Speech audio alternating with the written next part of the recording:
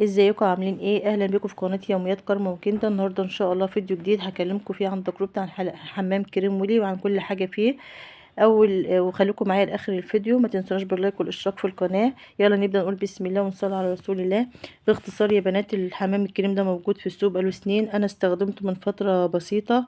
حبيت اقول تجربتي معاكم. العبوه زي ما انتم شايفين كبيره جدا، العبوه متهيألي كيلو. هي صنع في مصر. العبوة دي في منها اصلي وفي منها تقليد. طبعا الاصلي بيبقى فيها العلامة المائية زي ما انتم شايفين كده. اول حاجة بعد ما استخدمته، هو بيخلي الشعرية ناعمة جدا، بيخلي شعرك ناعم جدا. ولو شعرك هايش هيسهل معاكي في التسريح وهيطريه وكمان ريحته جميلة جدا جدا. هو لونه اصفر زي ما انتم شايفين كده. والعبوة كبيرة بتقعد معاكي فترة كبيرة. وبجد ومخلي الشعراية فيها رطب، فيها الرطوبة جميلة، رطبة جميلة جدا. ما شاء الله.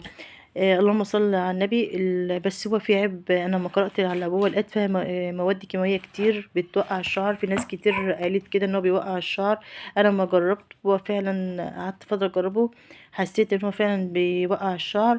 بس هو كان هو كلمعه الشعر وكانه بيسيح الشعر، هو كويس جدا. لكن بيوقع الشعر، ففعلا بيوقع الشعر. انا حبيت اقول تجربتي بصراحه معاه. هي انا ما كنتش بستعمله، لكن في واحده رشحته لي يعني انا استعمله. ف زي ما انتوا عارفين اي حمام كريم بيتحط على الشعر، ما بيتحطش على الفروه لمده دقيقتين او 3 على حسب ما يكون مكتوب على العبوه. وبعد كده تغسلي شعرك. بيستعمل مره او مرتين في الاسبوع.